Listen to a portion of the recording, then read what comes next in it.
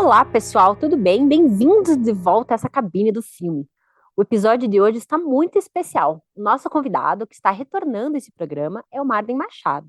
O Marden já esteve aqui em março para falar do Cine Passeio, do qual ele é um dos curadores. O Cine Passeio tem como mote ter sempre um filme nacional em cartaz. E isso é muito legal e vem muito ao encontro do que eu sempre prego aqui, que a gente conheça mais o cinema nacional. E hoje esse episódio especial falando de cinema nacional vem nessa semana dos 200 anos da nossa independência, né?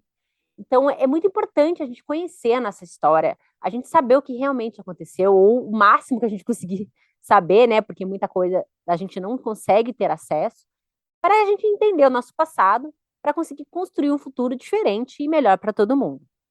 O filme em cartaz essa semana, que o Marta até menciona no episódio, mas eu fiz questão de vir aqui falar para vocês, que é em especial para esses 200 anos, que é A Viagem de Pedro. Eu tive o prazer de assistir e comentei brevemente sobre ele no meu Instagram, mas eu queria contar para vocês um pouquinho dessa história da Laís Bodansky, protagonizado pelo Cauã Raymond, que conta um período da história que é justamente um desses que eu mencionei, que tem pouquíssimos relatos históricos. O que a gente aprende no colégio, a gente aprende muito a memorizar datas, grandes acontecimentos, como, né, o momento que o Dom Pedro proclamou lá a independência, tem aquelas obras de arte dele lá no cavalo e tal. Mas tem muito dessa história, novelesca, inclusive, né, que a gente não sabe. E esse é um pedaço, é um trecho disso. A Laís conta a história de quando Dom Pedro I retorna ao Brasil. Desculpa, do Brasil para Portugal. Então, o que acontece? O Dom Pedro I, João Pedro, ótimo. Dom João VI, olá, pessoa confundindo a história. Dom João VI e a Carlota Joaquina saíram fugidos de Portugal e vieram para o Brasil. Depois de um tempo, eles voltam para Portugal e deixam o Dom Pedro aqui. O Dom Pedro cresce no Brasil, casa com a Leopoldina e ele tem alguns filhos, né? Até o momento que ele resolve voltar para Portugal e brigar com o irmão dele para ele ser o rei de Portugal, ou no caso, deixar a filha mais velha dele lá como rainha. Então ele deixa o filho pequeno de 5 anos aqui no Brasil, que é o Dom Pedro II, e retorna. Ele num navio com a nova esposa, a atual esposa Amélia, depois que a Leopoldina já faleceu, e a filha vai num outro navio, né? Como é até hoje de praxe para famílias reais, né? Nunca viajar no mesmo veículo, assim, seja hoje em dia avião ou naquela época navio. E a história se passa nesse trajeto de Dom Pedro de volta para Portugal. Só que, apesar de se passar num trajeto e dentro de um navio, a forma como a Laís conta é muito sensorial e psicológica. A gente entra muito na cabeça do Pedro. E vai vendo muitos momentos dele, ele vai vendo muitas memórias, momentos com a Leopoldina, na infância dele com os pais, projetos que ele tem para o Brasil e para Portugal, vários arrependimentos, várias crises. A gente entende, né, que ele teve uma vida extraconjugal muito forte. Então, por menos que a gente conheça da história do Brasil, o filme joga a gente dentro da cabeça desse homem e a gente sai com muita vontade de entender mais o que aconteceu, o que se passou no nosso país. Então, é um filme sensacional da Laís, que tem obras muito, muito legais, muito representativas, e que entrou em cartaz essa semana, justamente na semana da independência do nosso país. A gente menciona vários filmes nesse episódio que vocês vão ouvir daqui a pouco. O Martin fala de alguns diretores, a gente fala de várias produções que estão sendo feitas. E assim, o meu objetivo é sempre trazer mais cinema nacional para mim e para vocês, para a gente, para todo mundo conhecer. Porque a gente ainda tem um certo preconceito e a dificuldade de acesso auxilia isso, né? A gente não conseguir chegar, esses filmes não chegam na gente. A gente não sabe quem são os diretores que estão produzindo, é muito difícil chegar isso no grande público. Então, o brasileiro acha que filme é só comédia, pastelão, violência, favela, mas é isso que chega no grande circuito, né? É isso que a gente acaba sabendo. Então, um dos objetivos desse podcast é trazer mais cinema nacional para vocês, mas para mim também, para eu conhecer o que está acontecendo. Então, quem quiser mandar sugestão, dicas, eu sempre agradeço, porque é uma troca, né? A arte é uma troca, o cinema é uma troca, e a gente está aqui para isso. Então, espero que vocês gostem do episódio de hoje, que se animem para conhecer um ator, um diretor, um filme novo, um filme diferente, ou rever algum filme que vocês viram há muito tempo. Muitos desses filmes estão disponíveis já em streaming, na Netflix da vida, ou outros estão no cinema. Então, procurem saber mais. Eu acho que hoje a informação é muito grande, mas o conhecimento acaba ficando fragmentado. Então, o podcast vem como esse veículo para a gente pensar o nosso Brasil de uma outra forma e para a gente refletir sobre as coisas que estão acontecendo e decidir da melhor forma, né? Que a gente acaba tendo, na nossa democracia atual, uma voz muito ativa na hora de escolher o que vai acontecer no nosso país. Então, divirtam-se, sejam apresentados ou reapresentados a esses filmes. Alguns eu não vi, estou muito curiosa para ver, como Marte 1, que foi escolhido essa semana pela Comissão do Brasil para representar o Brasil numa disputa a uma vaga de filme do melhor filme internacional no Oscar. Mas mesmo que ele não vá, sabe, só da gente ter tantos filmes bons e contados por pessoas diferentes, realidades diferentes, e a gente conseguir se ver e conhecer uma parte nossa nova, já vale a pena. E ainda eu faço um adendo para quem não viu ainda o Deserto Particular, que foi escolhido no ano passado, assista, é um filme do Ali Muritiba, que eu sou fã.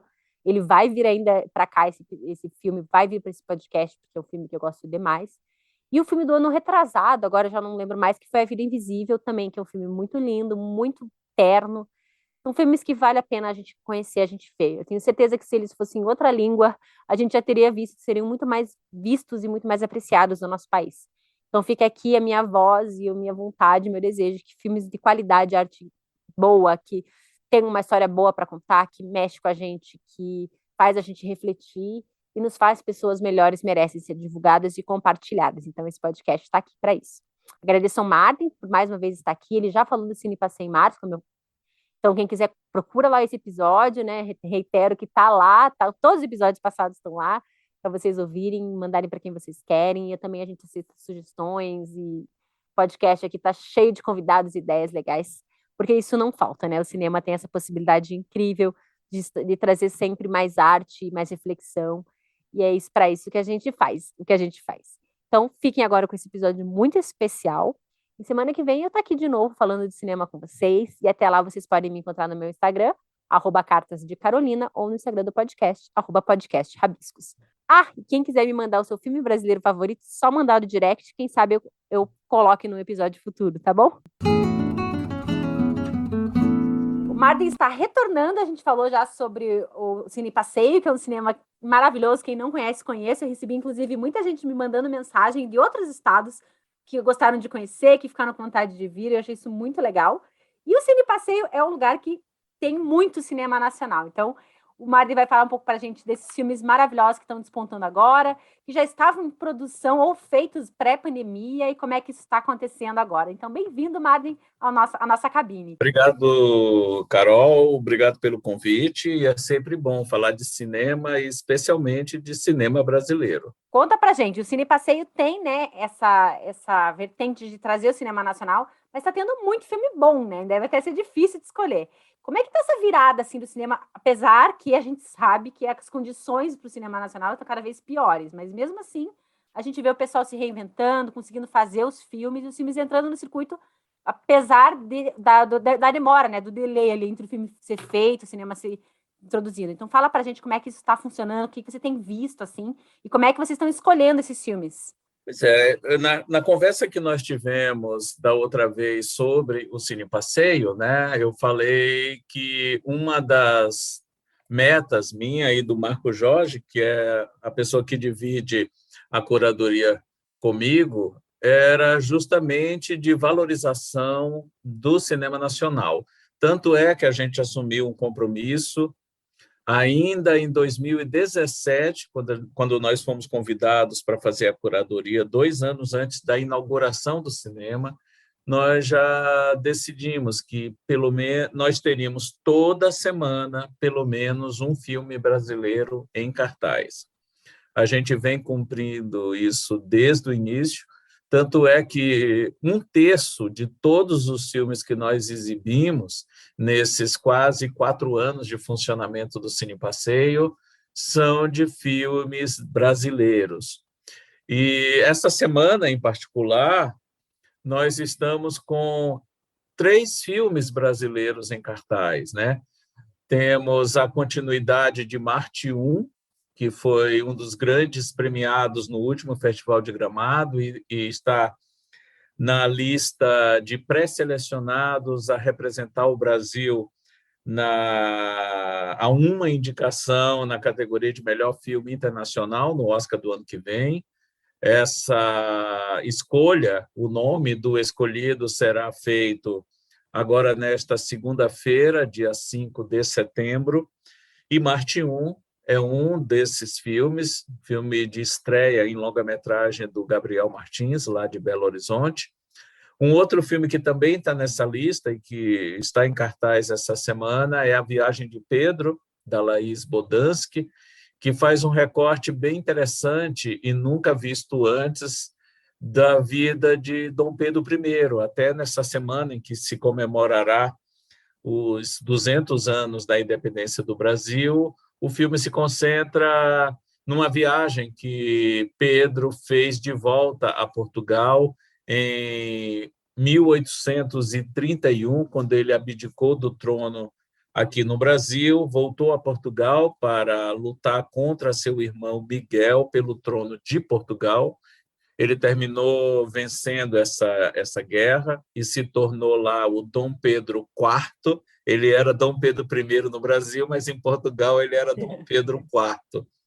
E ele depois deixou a filha mais velha dele como a rainha, a imperatriz lá de Portugal. O filme se concentra nessa viagem, que é um período histórico muito pouco conhecido e também muito pouco documentado.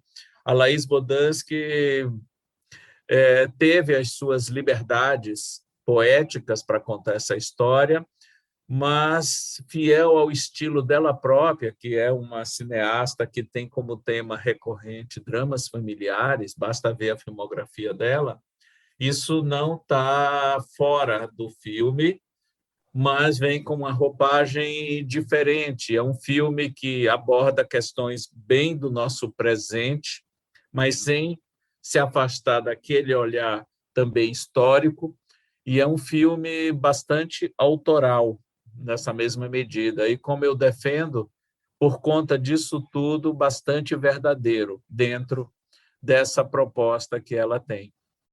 Mas, apesar de todos esses percalços, né, é evidente a força do cinema brasileiro, que eu considero o mais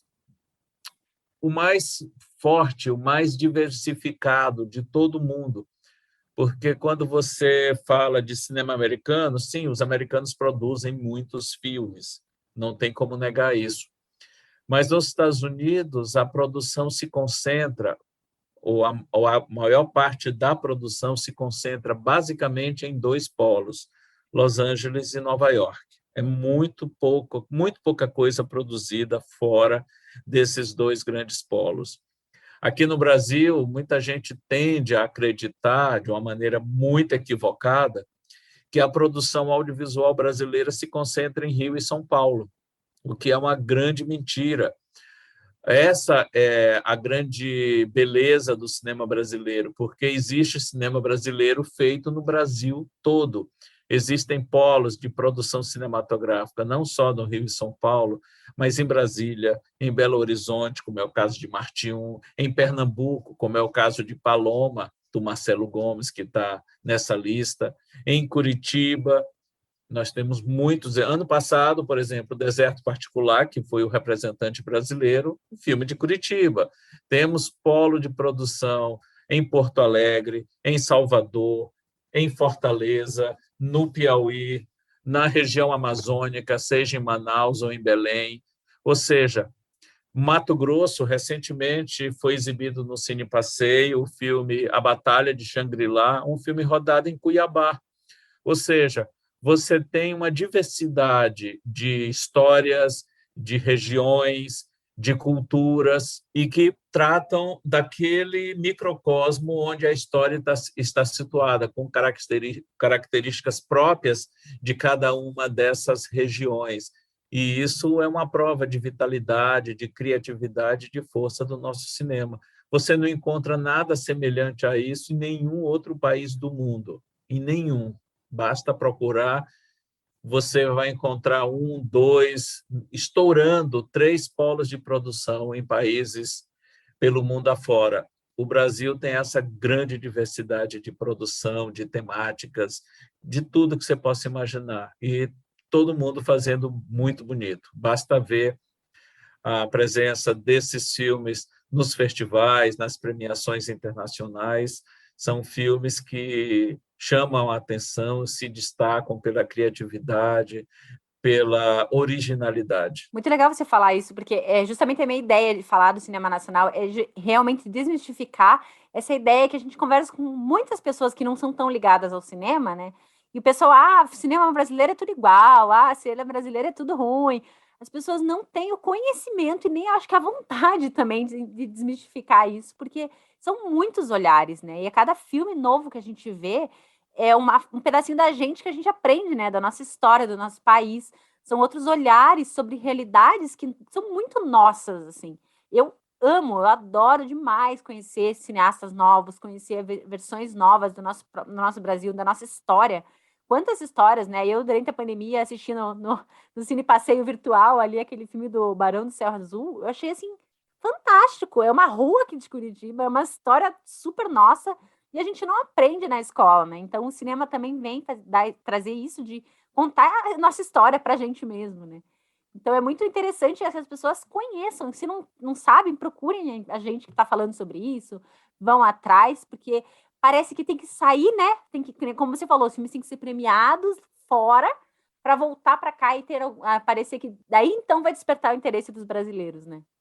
E é como aquela pedrinha no lago, né? A pessoa vai ver, às vezes, vê um filme de uma outra nacionalidade, ou ver um filme de uma diretora, não, um diretor nacional, e começa a ir buscar, né? Já gosta, já se interessa, já conversa com alguém que também viu, que traz alguma sugestão. E isso eu acho muito incrível, assim, e a força do nacional, né? Como eu falo da leitura de um livro em português, um livro traduzido. Um livro traduzido tem todos os méritos da tradução. Mas você vê um livro que trabalhou a sua própria língua, você trabalhou a sua própria palavra, é outra coisa. E o cinema nacional é a mesma coisa. Quando eu assisti Deserto Particular, e depois eu percebi que era em Curitiba, eu falei, meu Deus, gente, que interessante, o filme foi filmado aqui, eu nem sabia. E depois eu reparei, né, o tubo, A existem tubos, Canaleta. a Canaleta, como o Estômago, né? Que também é um filme maravilhoso que foi filmado aqui. E é um filme incrível, assim. E são histórias que são universais. Elas são filmadas em regiões, tratam de questões daquela região, daquele olhar, daquele roteirista, daquele diretor, mas elas falam com um público muito amplo, né? E eu não consigo entender ainda as pessoas que falam, não, cinema argentino que é maravilhoso, o brasileiro é horrível. Acho que a pessoa viu 3 filmes argentinos, um filme brasileiro e tá fazendo essa comparação, porque tem tanta riqueza, né? Tanta riqueza no cinema Não, nacional que é difícil de você dizer que é um cinema ruim. e tem aquela questão também, né? Um filme, como você citou o cinema argentino, e há essa comparação que costumam fazer, primeiro, não vem tudo feito na Argentina aqui para o Brasil. Só vem para o Brasil aquele filme argentino que foi premiado em festivais, que passou já por um crivo, né? Uma seleção bem rigorosa, que já qualifica ele como um produto de qualidade inquestionável. Então, o que a gente tem acesso aqui no Brasil é, de uma certa forma, o melhor do cinema argentino. E há algumas características no cinema argentino que merecem realmente louvor, aplauso. Eles têm um cuidado extremado com o roteiro, e isso é algo que nem todo cineasta brasileiro tem, mas você percebe que isso tem mudado bastante, mas no caso do cinema argentino, principalmente o cinema argentino feito nos últimos 25 anos, é visível o cuidado deles em lapidar bem o roteiro. Você percebe que os diálogos são bem estruturados, que não tem nada assim meio perdido, que tudo funciona, que há uma preocupação com a própria história deles, questões sociais que eles sempre ressaltam nas histórias, e isso dá ao filme, ao mesmo tempo, uma identidade argentina muito forte e aquela velha máxima que diz, né? Fale da tua vila e conversarás com o mundo, né? E ao abordar temas muito próprios deles, você consegue tocar o mundo todo, porque são temas sempre universais. Mas no Brasil também a gente tem muito disso na mesma medida. Só que como aqui é o Brasil e muitos filmes chegam aos cinemas, há aquela coisa, você vê muita coisa boa, mas você também vê muita coisa ruim. O mesmo vale para cinema americano e para qualquer cinematografia. Mas quando se trata de uma produção estrangeira, ela já vem filtrada. O que vem para cá da França, provavelmente é o que de melhor foi feito na França. O mesmo vale para a Coreia. A Coreia produz muito, a gente só vê os parasitas da vida, né? Mas deve ter bombas feitas lá na Coreia do Sul, que infelizmente não chegam aqui. Mas a Coreia, pelo menos, tem uma política de incentivo à cultura que é modelo para o mundo, que poderia ser adotada no Brasil. Eu acho que tem Mas isso isso é também da outra falta de história. tolerância para os erros, né? A gente não tem aqui. Então, tem que ser como se tivesse que acertar todos, não pode errar. A arte tem Exatamente. esse espaço para a pessoa não acertar, não fazer a melhor filmografia, mas ela. O que eu gosto do cinema nacional, principalmente contemporâneo, né, é isso que você tinha falado, é essa voz muito própria, essa coisa autoral que os cineastas nossos têm aqui. É muito difícil você pegar um filme que é, tipo, derivado de um outro roteiro, que você vê que ele foi copiado, eles são muito originais, são muito únicos, assim. Isso que me encanta, pelo menos os que eu vejo, né, os que eu procuro assistir, sempre trazem alguma coisa, sempre me surpreendo com a qualidade e com a quantidade de atores e atrizes que a gente tem, que estão fora do circuito novelinhas das 9, né? A qualidade dos nossos atores também. Tanto que muitos têm produções internacionais na Netflix, e a gente descobre que, às vezes, a pessoa estava ali numa pontinha, numa novela, e o cara é um baita de um ator. Eu acho que isso também é muito legal da gente ver, né? Essa descoberta de muitos atores e atrizes que a gente nem sabia que existiam e que tem um trabalho assim fenomenal. E falando em cinema brasileiro, já que você falou que a gente vê de tudo, né? Tudo é colocado sem muito filtro. O brasileiro, historicamente, adora comédia. E, indiscutivelmente, os filmes brasileiros de maior sucesso, de maior apelo junto ao público, são as comédias. E, historicamente, a gente tem o exemplo das chanchadas da Atlântida, que fizeram muito sucesso na década de 1950, inclusive competindo e vencendo, muitas vezes, a bilheteria de filmes americanos. E mesmo no momento atual, indo um pouco mais para a história, na década de 70, 80, os maiores campeões de bilheteria do cinema brasileiro eram os filmes do Renato Aragão, dos Trapalhões, que levavam multidões aos cinemas todas as férias escolares. Eles produziam 2 filmes por ano. E mais recentemente a gente tem as comédias, que vem a maioria delas com o selo Globo Filmes, que são comédias que trazem no elenco comediantes de sucesso da televisão.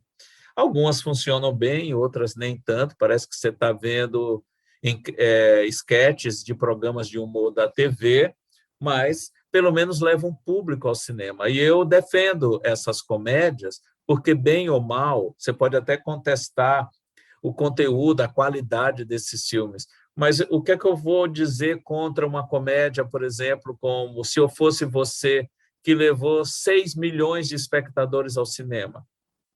É. O que falta, eu acho, talvez, aí entra uma questão de curadoria mesmo, é de a sala de cinema aproveitar essa exposição que um filme como esse tem junto ao público e promover outros títulos não tão conhecidos ou não tão fáceis assim, não sendo uma comédia, um drama ou qualquer outro gênero, passar o trailer dele, deixar um cartaz próximo do cartaz desse filme, para justamente despertar a curiosidade daquele público que está indo em massa ver aquele filme popular e fica curioso, de repente vai ver, dando exemplo aí, Até que a Sorte nos Separe, ele vê o cartaz de um Marte 1 e fica curioso para ver Marte 1, que nome diferente, Marte 1, é uma ficção científica?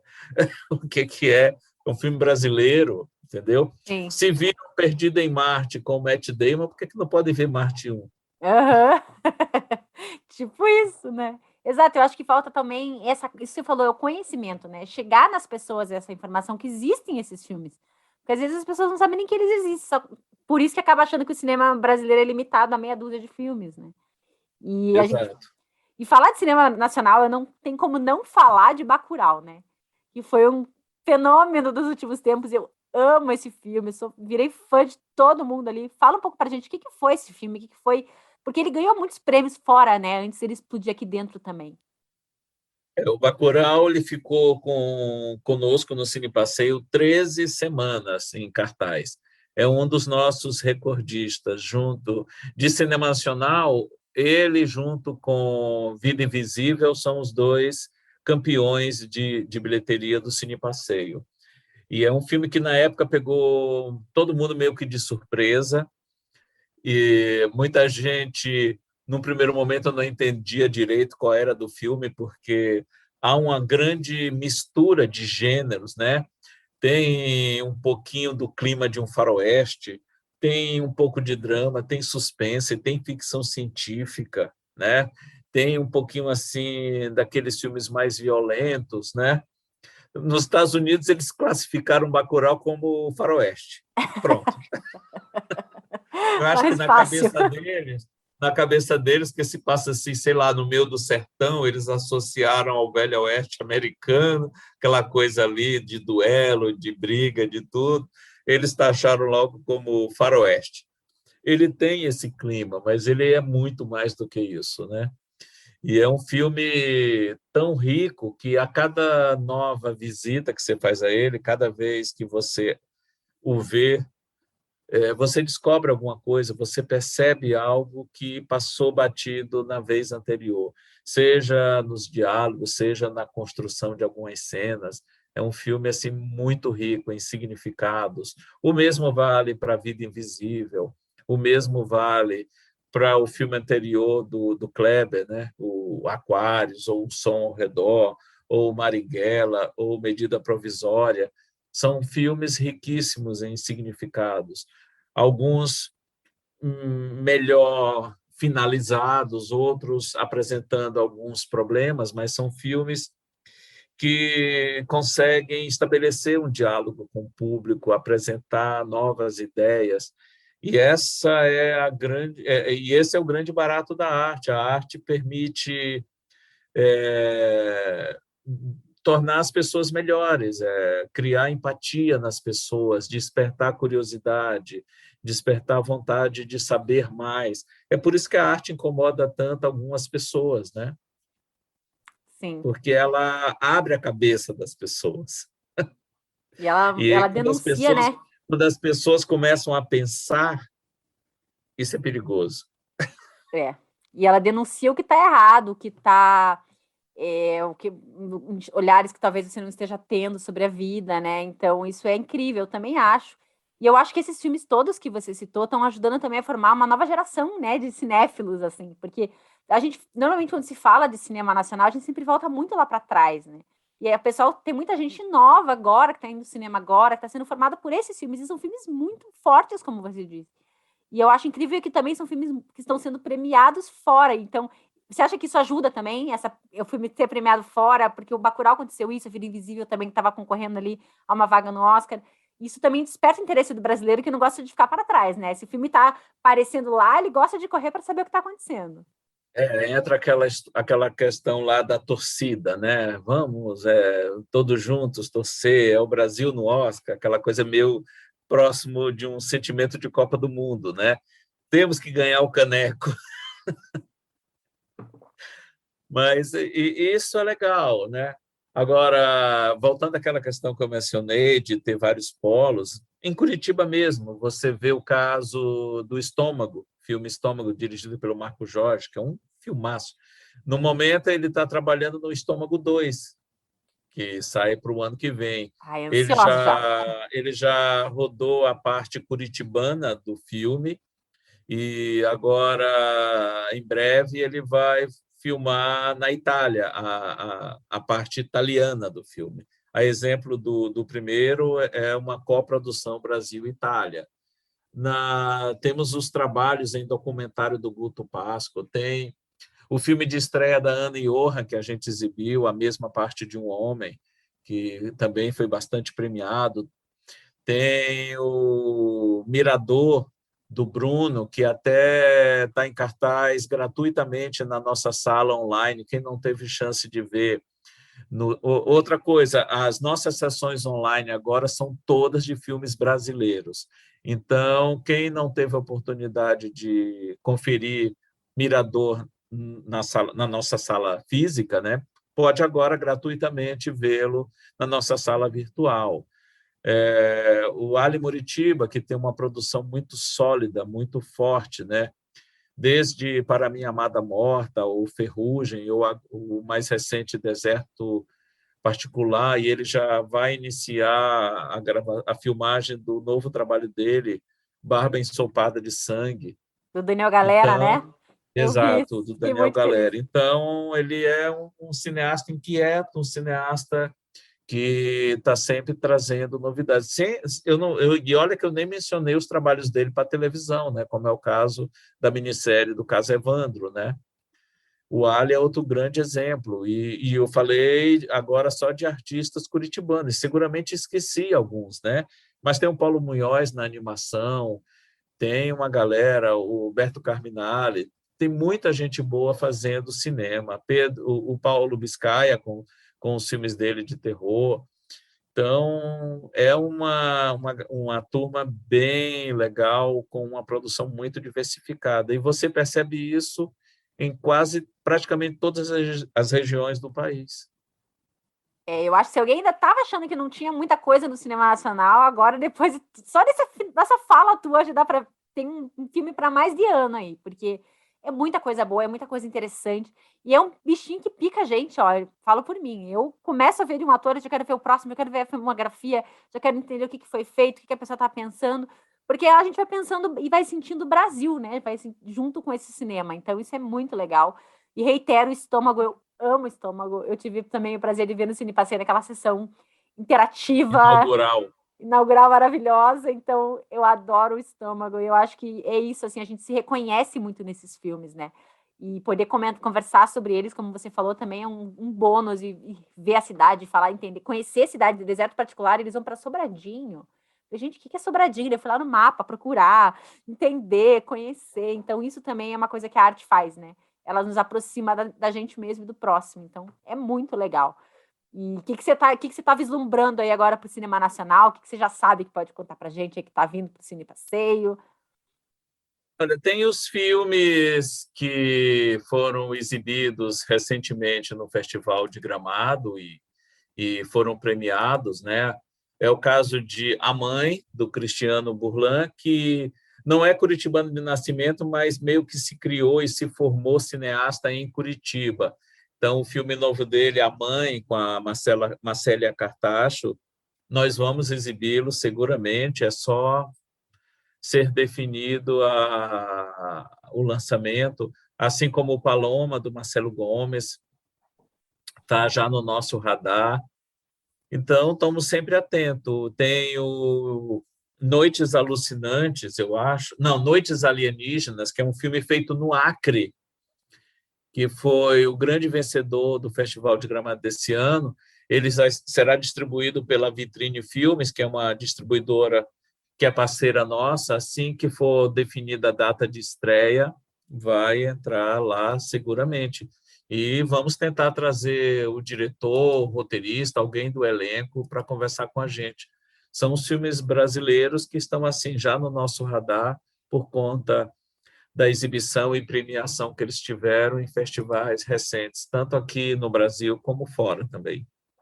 Só filme. Nossa, eu fiquei com vontade de ver todos. E alguns eu já tinha ouvido falar, porque eu acompanhei um pouco esses festivais, né?